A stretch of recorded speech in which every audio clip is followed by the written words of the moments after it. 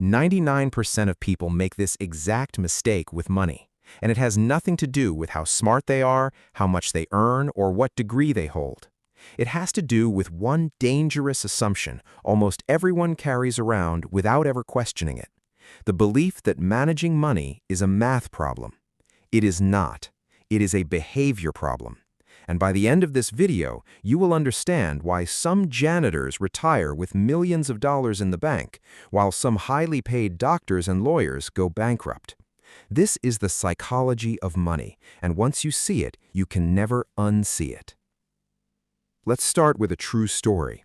In 2014, a man named Ronald Reed passed away in Vermont. He worked as a janitor for most of his life and later pumped gas at a local station. Nobody thought twice about him. He drove an old car, lived in a modest house, and never showed any signs of wealth. When he died, he left behind $8 million. Meanwhile, in that same year, a man named Richard Fuscone retired early after an extremely successful career at Merrill Lynch. He was brilliant, Harvard-educated, and by every measure smarter and more accomplished than Ronald Reed.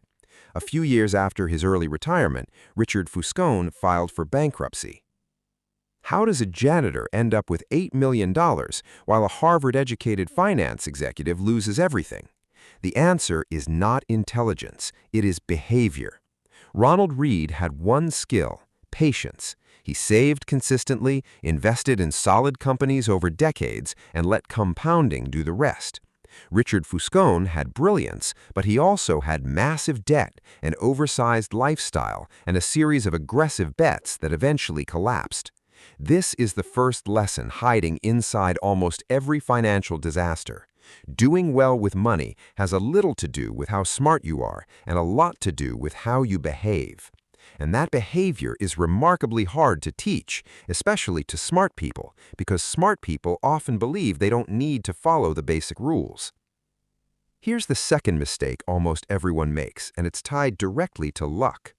We tend to study people like Bill Gates and try to copy exactly what they did, but we forget an inconvenient detail. Bill Gates went to one of the only high schools in the entire world that had a computer available for students to use in 1968. His childhood friend, Kent Evans, who was equally talented and equally dedicated, died in a mountaineering accident before he ever got the chance to build anything. Gates himself has said that if it wasn't for that computer access, there would have been no Microsoft. Success is never just hard work. It is hard work multiplied by circumstances outside your control. So when you look at any billionaire's biography and try to extract a formula, be careful. You might be studying an outlier, not a blueprint. The safer approach is to study broad patterns of behavior that work across many people, rather than copying one person's exact story, because you cannot always tell how much of their result was skill and how much was luck. Now let's talk about the single most underestimated force in all of personal finance: compounding. Warren Buffett is worth over $80 billion, but here's a detail almost nobody knows.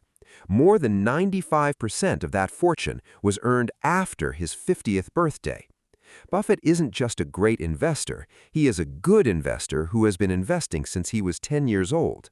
If he had started at age 30 and retired at 60 like most people, almost nobody would have ever heard his name because his fortune would be a tiny fraction of what it is today. The lesson here is not invest exactly like Buffett.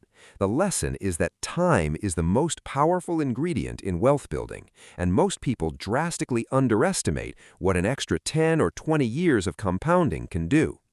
Good investing isn't about earning the highest returns, because the highest returns tend to be one-time events that are hard to repeat. Good investing is about earning pretty good returns that you can sustain for the longest period of time without interruption. And that brings us to the mistake that destroys more portfolios than any market crash ever could: the inability to stay invested. Getting money and staying wealthy are two completely different skills, and most people only ever learn the first one. Getting money requires taking risks, being optimistic, and putting yourself out there. Staying wealthy requires the opposite: humility, fear that what you've made can be taken away, and frugality that acknowledges at least some of what you earned was luck, so you cannot assume past success will repeat indefinitely. Many talented investors have made fortunes and then lost everything because they applied the same aggressive, risk-loving mindset to protecting their wealth they used to build it in the first place. The single most important skill in personal finance isn't picking stocks or timing markets, it's controlling your own behavior long enough to give compounding time to work its magic. Here's another idea from the book that will completely change how you view rich people you see driving expensive cars: the man in the car paradox. When we see someone driving a Ferrari, we usually think, wow, that person must be successful, I want to be like them. But here's the twist. Nobody's thinking about the driver at all. They're imagining themselves in that car, admired by others. The driver, ironically, is invisible in his own story. If your actual goal is admiration and respect from other people, buying an expensive car might be the least effective way to get it, because people rarely look at the car and think about the driver. They look at the car and imagine themselves. This is why true wealth is often invisible. The people who look rich, driving flashy cars and wearing expensive brands, have often spent the money that could have made them actually wealthy. Real wealth is the nice cars you didn't buy. It's the financial assets that haven't yet been converted into visible stuff. Wealth is invisible by definition, which is exactly why it's so easy to misjudge how rich someone truly is just by looking at them. So what actually creates lasting financial security? The book argues it comes down to one word: savings. Not your income, not your investment returns, your savings rate. Building wealth has very little to do with your income or your investment returns, and a lot to do with your savings rate. And your savings rate has much more to do with controlling your ego and your expenses than with hitting a certain income level. You can be a low-income earner with a high savings rate, and you can be a high-income earner with a savings rate of 0 because your lifestyle expands to consume every dollar you make. This is why lottery winners and professional athletes so often end up broke within a few years of earning millions of dollars. Their income exploded, but their financial behavior never changed to match it. There's one more piece of this puzzle that almost nobody talks about, and it might be the most important one: room for error. The world is unpredictable, and if your financial plan requires everything to go exactly right, it will eventually fail, because something unexpected always happens. The people who survive market crashes, recessions, and personal financial disasters are not the ones with the highest returns. They are the ones who built in a margin of safety, an emergency fund, low fixed expenses, and enough flexibility to absorb a shock without being wiped out.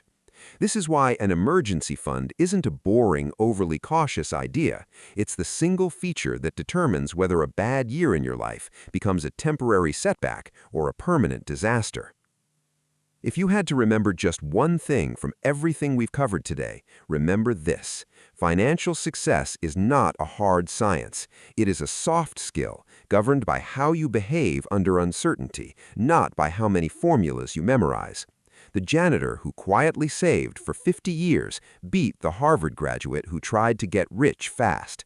That is the entire psychology of money in a single sentence. So the next time you make a financial decision, ask yourself, am I optimizing for the highest possible return, or am I optimizing for a return I can sustain calmly for the next 30 years? Because that one shift in thinking is exactly what separates the 99% from the 1% who actually get to keep their money.